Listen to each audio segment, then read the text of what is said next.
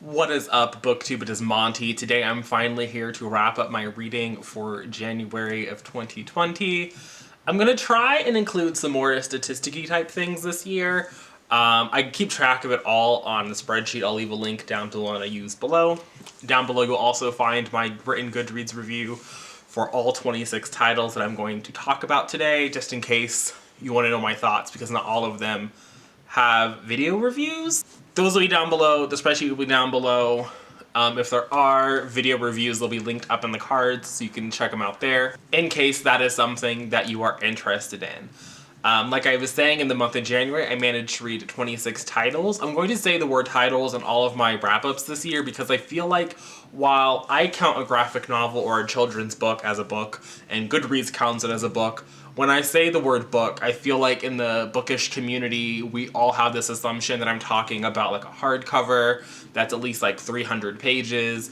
And while I would love to read 300-page titles, like 26 of those, like that's just not realistic in my life. So I'm going to say the word titles just so we can all be on the same page.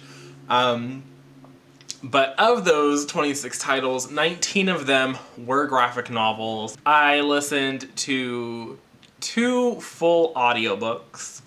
2 I listened to partially and read along. And then the rest were a mix of like paperback or hardcover. In the month of January, I checked out a total of 90 items. Now, obviously, the number that I checked out is far different to the number that I actually managed to read. But the cost of those 90 items was $1,773.25. I will leave a editing note here of the value of the titles that I managed to read. So with that out of the way, the last sort of statistical number I wanted to just compare, because I made videos all last year, and the plan is to make videos all this year, and I have this spreadsheet from last year.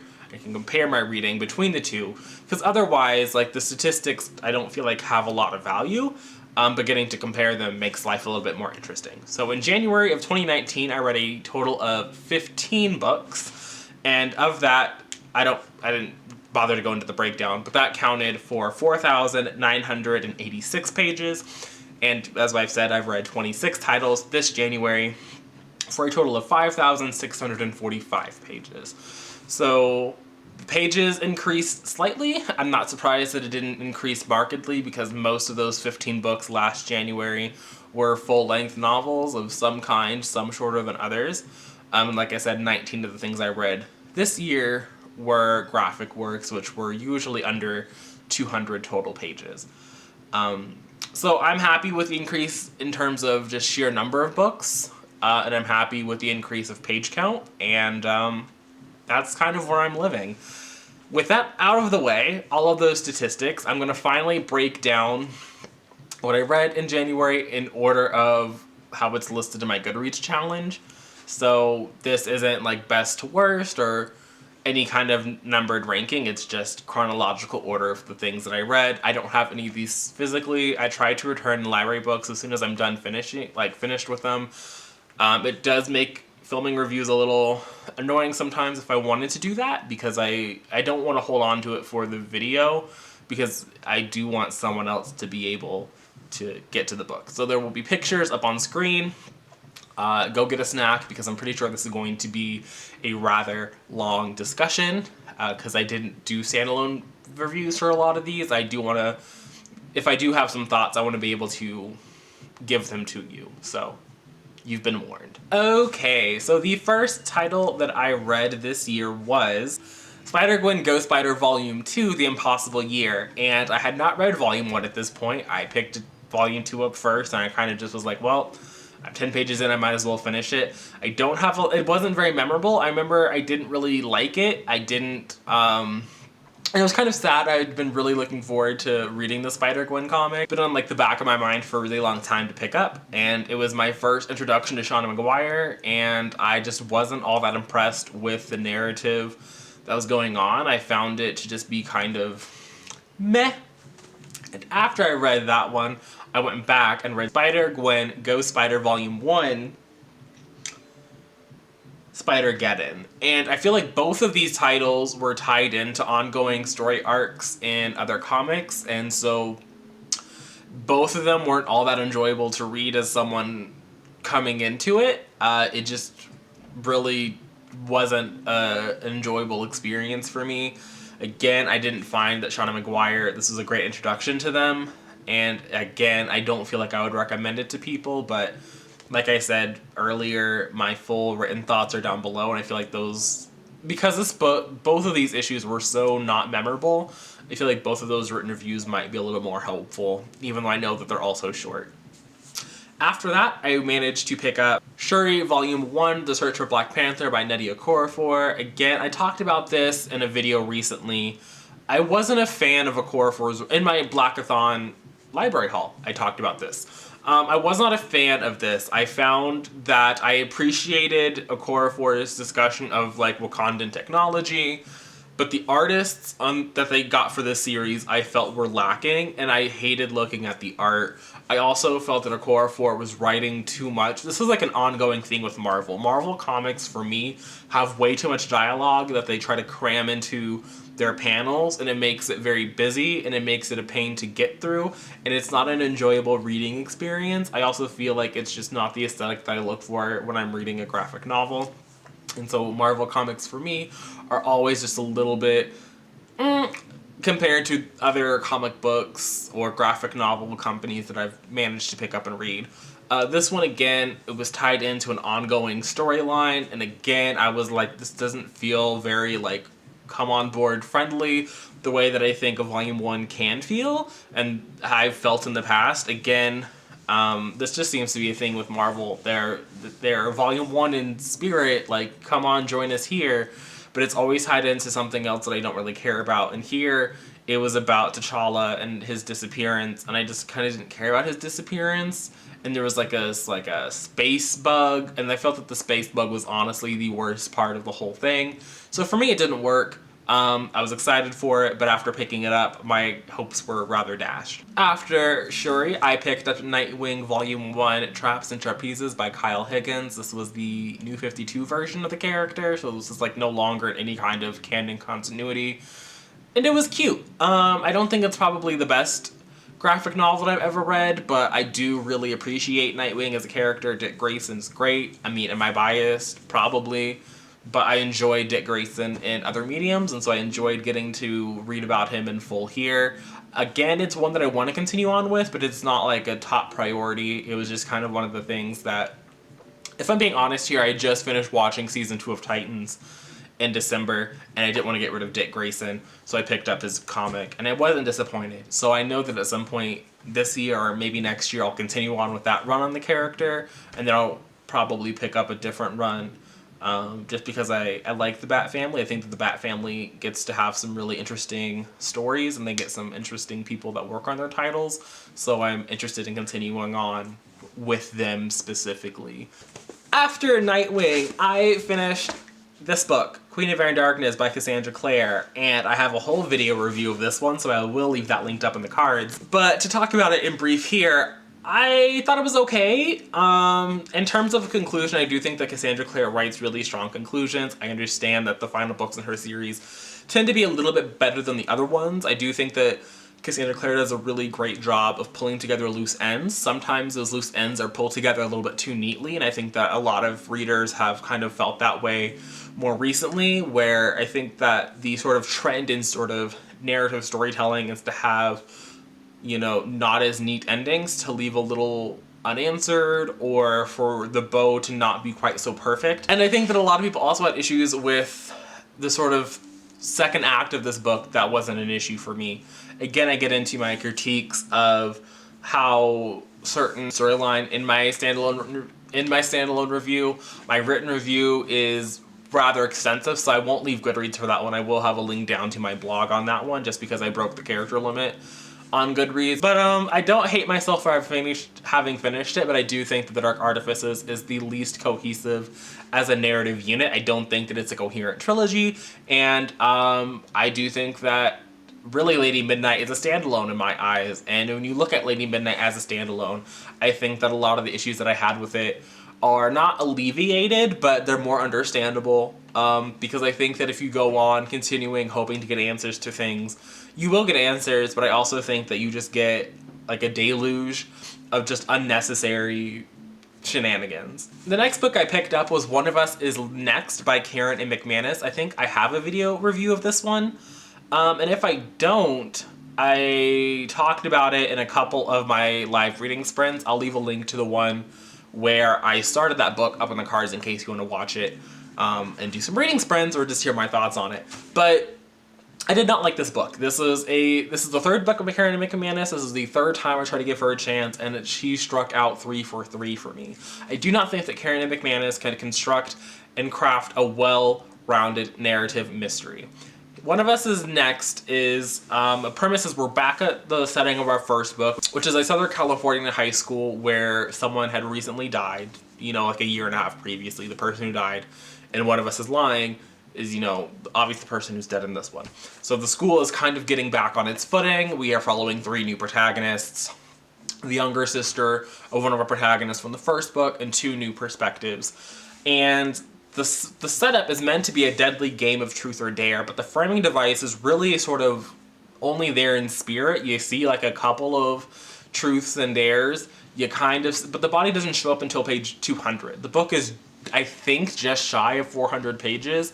So the dead body shows up right around the halfway point of the book. And after the dead body shows up, the game of truth or dare is kind of over. Which makes sense, because we've established that the person is dead. But I felt the motive and the killer and the perpetrator, again, were very sloppy. Again, I felt that there was... I don't think that you need to be able to guess who the killer is to have a successful mystery book, but I do think that it should make logical sense, and I don't feel like it should be a cliffhanger ending, and I don't think that it should... if this were a TV show, I think it could have worked. Like, if Karen McManus, like, her adaptions of her properties, I know that One of Us is Lying is becoming a television show, I think that they will work on TV, because they pull much from TV-dom. But I feel like in a book, in a written format, none of her work, like, they all fall flat to me, and they're all very one-dimensional. The only kudos I can give her is that there is not a gay character here for her to fuck over. We do see the gay character that was revealed in a plot twist in the first book. He seems to be living a really great life.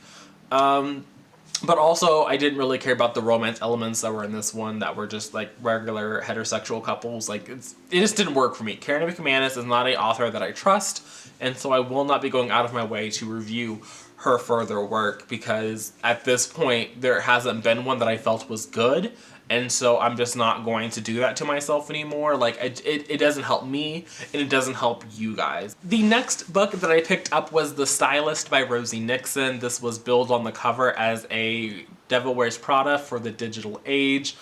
And I could see how they got there. So we follow she's a window dresser at a luxury high-end London boutique, and a well-known stylist comes in one day, and her assistant has just quit, and so our main character becomes her assistant, even though she's into fashion in a way that Andy Sachs was not in The Devil Wears Prada, at least initially. But after that, I feel like the comparisons are rather weak. And so you follow the twists and turns as our main character helps this famous stylist during award season, and we see just how flaky that stylist is, and the underpinnings of the stylist's career sort of falling apart, and the truth being revealed. In a lot of ways, I think The Stylist is more successful than Devil Wears Prada, because while The Devil Wears Prada is an iconic movie, the book that Lauren Weisberger wrote, I think, fails because Andy Sachs is a miserable character who complains about Miranda Priestley, despite the fact that the Miranda Priestley is not in the book for like half of it. And when she does show up, Andy Sachs goes out of her way to do things that she knows are going to bother Miranda. Here, I felt that our main character was doing what a normal person would do, who was sort of, caught up in the mentality of fame and fortune and having, like, this life and experience that's so far removed from where she was in London. Like, it's like a total 180. And she was already invested in being in this world in some way, even if it was just as, a person who puts clothes on a mannequin. So I liked the book. It does, I feel, when Harper, who is it? William Morrow published the book in the United States. I also feel that William Morrow tried to market it in the US as more of like your standard romance novel with like a love triangle. And while there is a love triangle in the book, it's a love triangle in name only. And it's definitely not a plot point. It is not, it's definitely more chick lit than standard romance. It's, you know, just more general fiction story than a romance. But it was cute. I enjoyed it. When I picked up The Stylist, I also picked up the sequel, The Stylist Takes Manhattan. And after reading The Stylist, I didn't really feel compelled to continue on. But I did like Rosie Nixon's writing, and I know she's working on another book, and so I probably will pick up her third outing. The next book that I picked up was Spell on Wheels by Kate Leth. This was a graphic novel. It was short. It was kind of cute. I didn't feel that it had a lot to say. I didn't feel like it did a lot of anything that was really interesting. It was witchy. It was low-key road trippy. There was kind of a problem they were trying to solve. I don't really know if they ever solved it. I think there is a second volume that's meant to come out this year, if I remember correctly. I'm in no rush to pick it up, but I did like the characters. The art was nice. So if for no other reason, I would pick it up just for the art, but I don't think you're missing out if you haven't already read this one. I literally have nothing to say. Next, I picked up Critical Role Vox Machina Volume 1 Origins by Matthew Colville. I picked this up solely for Melanie at Mel to the Any. She didn't recommend it, but I know that she enjoys the actual D&D game that is the genesis of the entire Critical Role situation. And for the first couple of parts of the graphic novel, I was utterly confused. I did not understand what the fuck was going on. But by the time we got into the end, I was understanding what was happening, and I was so mad that it was over. I'm sure they're continuing on with this graphic novel situation. I know that I could go watch the D&D uploads on their YouTube channel or their Twitch. But I probably will not do that because I tried that before and I got lost because I can't multitask and do that one. So I am interested to see this. I might just wait for the animated show that they got. I will ingest the story in some shape, way, form, or fashion because one, like the female twin and the fairy half-elf person, I ship that. I don't think they end up together. I don't think that's not really the point of it, but they had the best dynamic of anybody, and the twins and the half-elf character, they were the most interesting. Everything else, I was just like, I don't care about none of you other hoes except for those two. Okay, next I picked up one of my favorite reads, and I'm probably fairly certain this is going to wind up on my top books of 2020, and that was Exit Stage Left, The Chronicles of Snagglepuss by Mark Russell. This book is like an alternate situation with like anthropomorphized animals in the late 50s, early 60s, during the Cold War, the Lavender Scare, the Red Scare. It was an excellent, just historical examination of all of that. But with also, we're focusing on a persecuted homosexual, and it was just so interesting. I do think that this examined it was the most interesting example of looking at a historical situation through the lens of just like a alternate sort of fantasy situation, because they're animals, you know, but it was great. It was great. 10 out of 10 cannot recommend. I think if you are looking for graphic novel recommendations, I cannot recommend Exit Stage Left, The Chronicles of Snagglepuss even more than I can't recommend it highly enough. I thoroughly enjoyed my time reading it, and I think that more people should read it. Next, I picked up Shuri Volume 2, 24/7 by Vibranium. There was also another author on this one, so I forget it. It's not listed on Goodreads, so that on the cover that I have over here, you'll see the other author. The other author did the first 2 issues in this bind-up, and then Okorafor did the last 3. Again, we had several different artists working on this, and I just couldn't get into it. The first artist made everyone look like they were in their middle-aged, and then the next artist was better. It was a totally different vibe than we'd seen on this run before. And Okorafor is writing again, so the technology The technological elements of Wakanda were better realized in the latter half, but the stupid fucking space bug was back, and I was so happy that it was gone in the first half of the issue. To have it come back in the second half, I was like, I'm done. I'm sorry, Okorafor. It just wasn't meant for me. I don't think that Okorafor is still on this. I think that they had to step back or step away. I don't know. I just know that I've lost all interest in this series, and that I'll just wait until Black Panther 2 to come and give me my Shuri fix, because that's just what I want, I think, in my heart of hearts. Next, I read the Witch Boy trilogy. So that was The Midwinter Witch, The Hidden Witch, and The Witch Boy by Molly Ostertag. This was cute. It was very cute. I don't think I loved it nearly as much as everyone else seemed to love it on BookTube. It was kind of hyped last year, but it was, like I said, it was a cute story. I enjoyed it for what it was.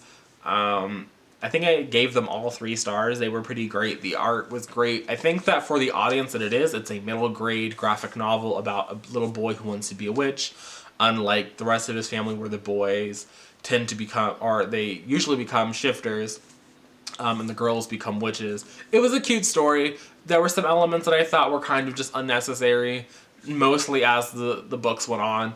But if there were, I don't know if there's going to be a 4th installment, but I would continue with it. I think that they were cute. I'm just not the target demographic for them. Next, I read The Best Lies by Sarah Liu, and this was one of my all-time favorite reads again of January. It's definitely the best mystery thriller that I had. In this, we follow the sort of destruction of a best friendship. We get to see how that became like a very toxic situation that eventually culminated in the death of our main character's boyfriend. It's told in dual timelines, one in the present and then leading up to the death of the boyfriend. There's sort of an unreliable narrator trope going on, its own voices for the Asian representation. I cannot recommend this book more highly. If you are looking for good Asian fiction, if you are looking for quality mystery thriller type things, if you're looking for a good book with an unreliable narrator that tackles themes of toxic friendships and abuse, I can't recommend this more highly. But it was an excellent read, and one that I think that is incredibly underrated on BookTube. Next, I read This One Summer by Mariko Tamaki. It was fine. I feel like I picked it up because I'd seen it a lot of places. It was a lot heavier. It tackles infertility and miscarriage. I just thought it was about these 2 girls and their summer vacation. I didn't care about any of the themes that it wanted to tackle. It sort of felt disjointed and out of place, and just I don't want to say unnecessary, but just like it didn't really know what it was. I didn't know what the book. I didn't get anything out of it. I didn't feel like there was a plot. It just kind of felt like a series of moments with these heavier topics included, and I didn't understand if there was a purpose to them. It just didn't work for me. The art was fine, but I don't think it's one that I would outwardly recommend to a lot of people, but I do think that a lot of people have read it and have enjoyed it. Next, I read Nothing Can Possibly Go Wrong by Prudence Shen, which is another graphic novel. This one was set in like a high school where the robotics team has to join forces with the cheerleading squad to raise enough money to fix some things that have gone wrong at the school. It was a cute little story. The art was all in black and white. It was a fine read. I would recommend it if you're looking for something for like a contemporary-a-thon where you can just get through it rather quickly. It does tackle like some themes of like friendship and toxic masculinity. I guess if you wanted it to, you could see it. But at the end of the day, it was just like a fun high school drama type graphic novel. Then I read Mooncakes by Suzanne Walker. This again was really hyped last year. Again, I enjoyed it for what it was, but again, I did not think that it was, I don't want to say revolutionary, but I didn't think that it really added anything to my life or existence. It was just a fine urban fantasy novel between a witch and a werewolf. I think that's what the other character was. And again, like, I think there was some non-binary representation in it, so that's always great to have. And again, like, I don't think it was a bad read for me. I enjoyed my time reading. I think the art was nice. I think that I would be interested in other, I think there's also like some hard of hearing representation in that. I would be interested in more books set in this world, but I don't know how invested I am in seeing these characters continue on. Then I read Bury the Lead by Gabby Dunn. and I hated that one. It was just so bad, and the fact that it ends on like a pseudo cliffhanger and leaves the door open for more adventures with these characters, unnecessary. Then I read Red Hood of the Outlaws Volume 1 Redemption by Scott Libdell.